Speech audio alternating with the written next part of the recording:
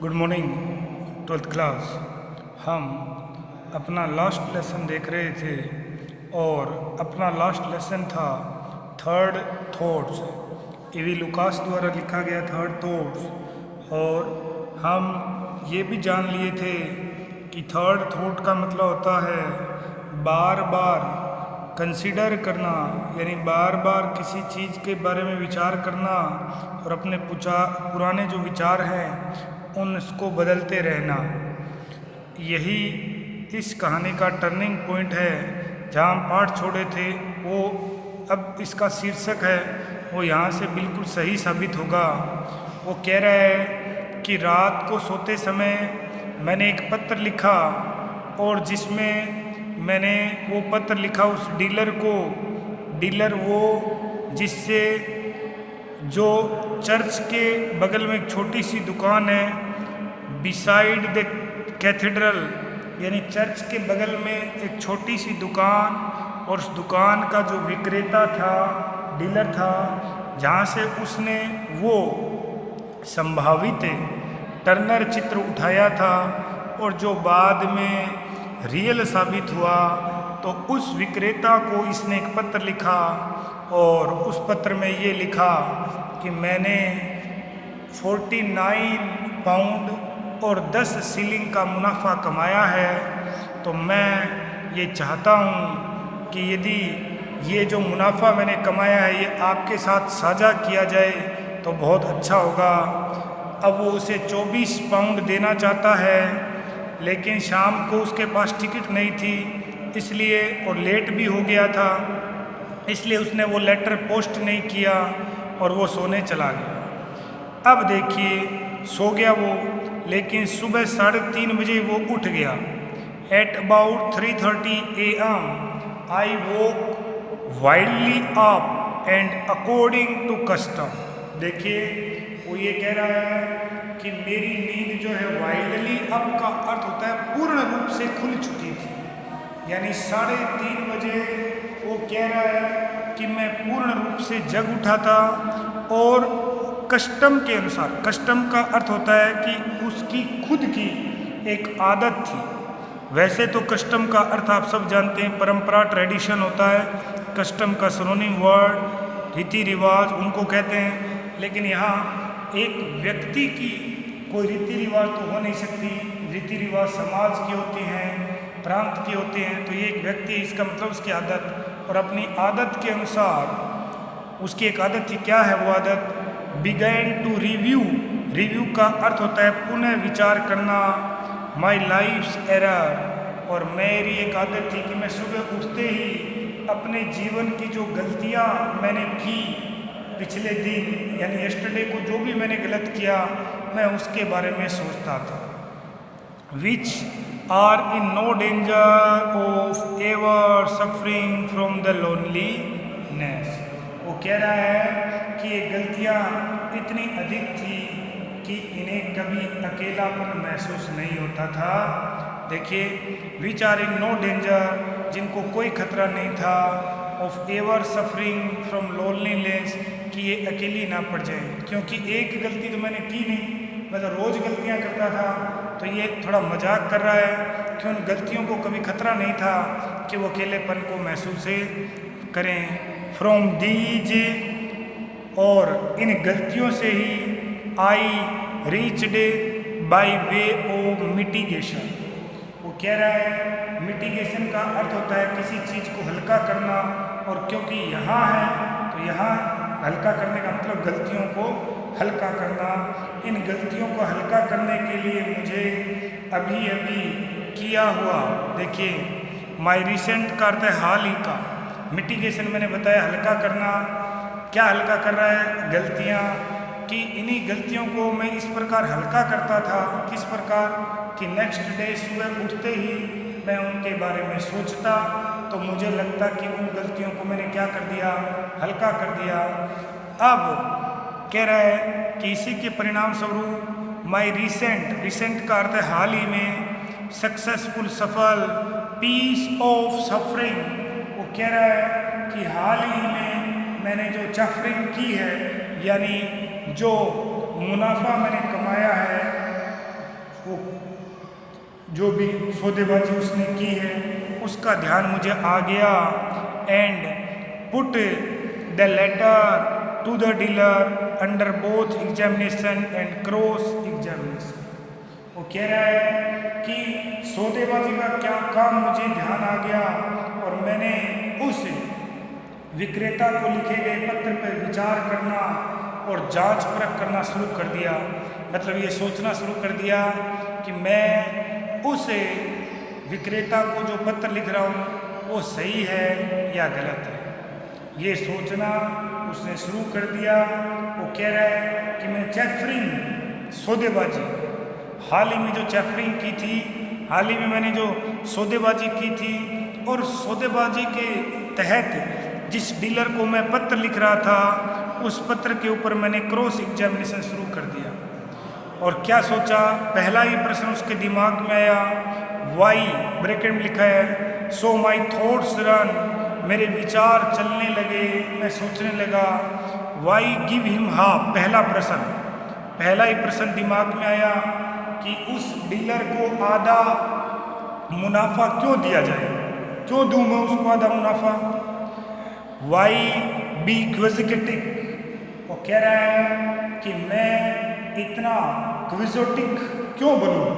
क्विजिटिव का अर्थ होता है परोपकारी बनना, और ऐसा परोपकारी जिसको अपने परोपकार से क्या हो नुकसान। यानी मैं ऐसा क्विजोटिक क्यों बनूं, मुझे क्या आवश्यकता है उसको आधा मुनाफा देने की। देखो कल शाम को क्या सोच के सोया था कि आधे पैसे दूंगा, पहला विचार, अब दोबारा सोच रहा है कि आधा क्यों दूं, मैं इतना परोपकारी क्यों बनूं। This is no word for quixotry, यानी परोपकारी के लिए यहाँ कोई जगह नहीं है इस दुनिया में, इस स्वार्थी दुनिया में।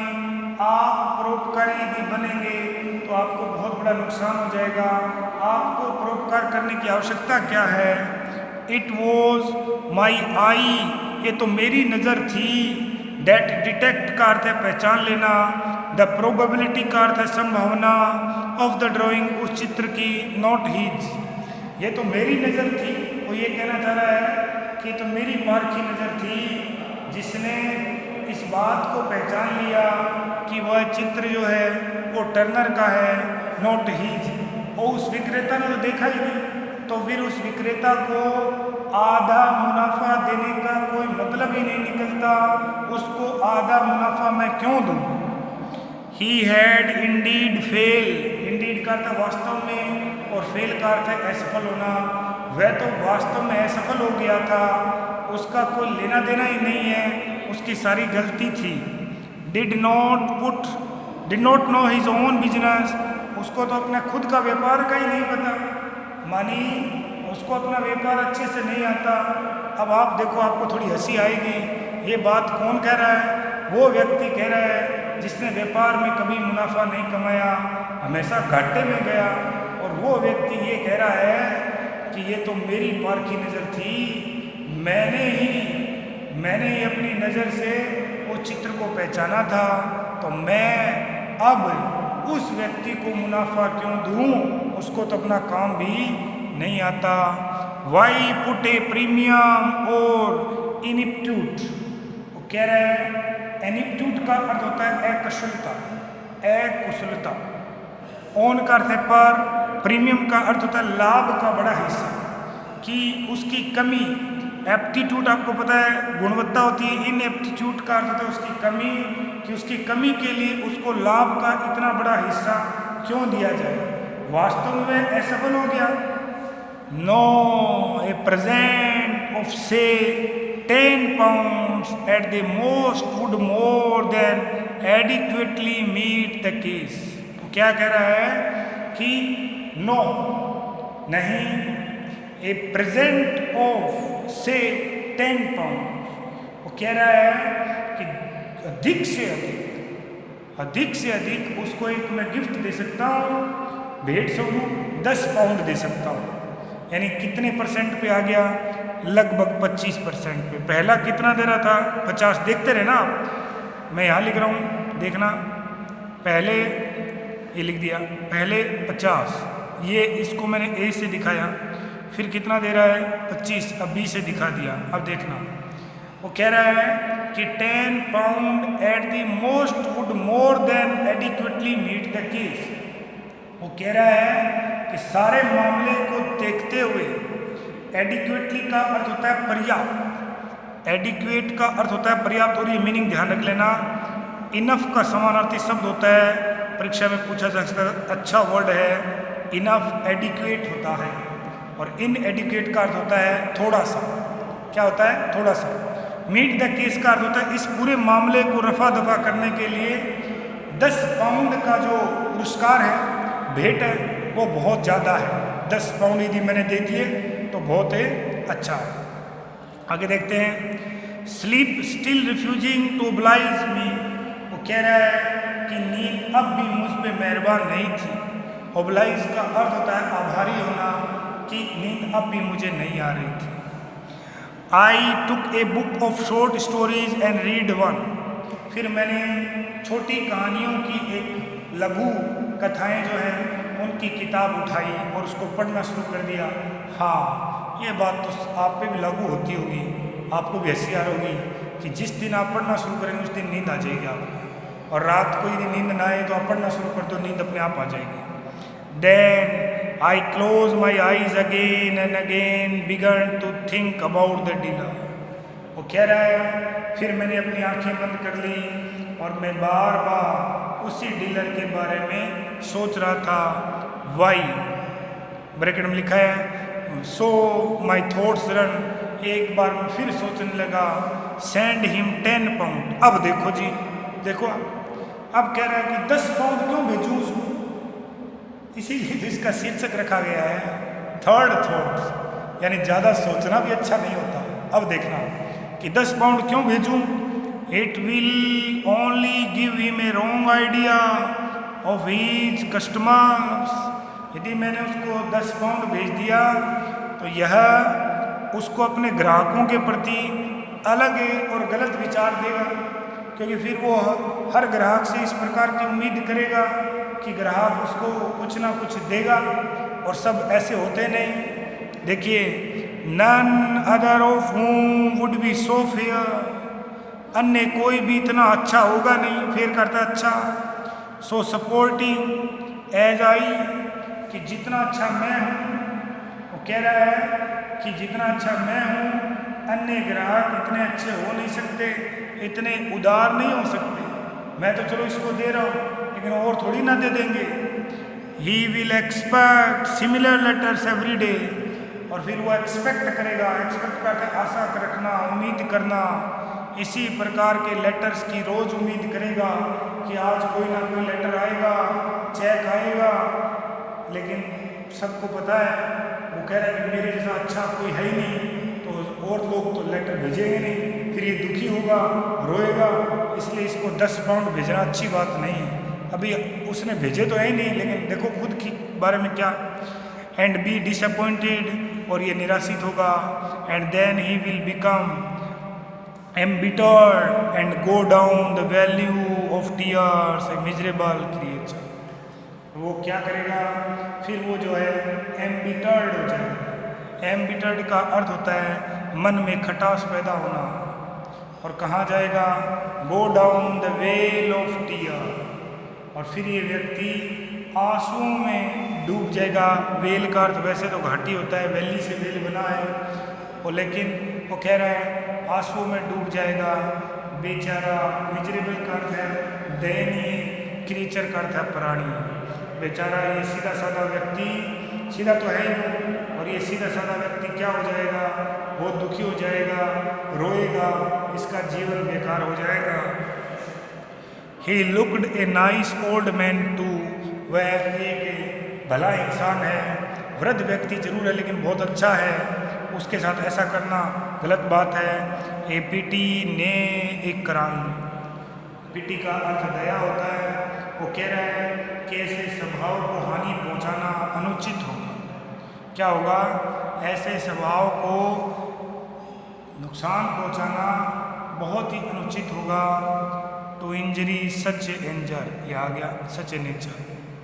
इस प्रकार के स्वभाव वाले व्यक्ति को नुकसान यदि हम पहुंचाएंगे तो बहुत ही बुरा होगा। एक तरीके से क्या होगा, वो नए एक क्राइम यानी अपराध के बराबर होगा।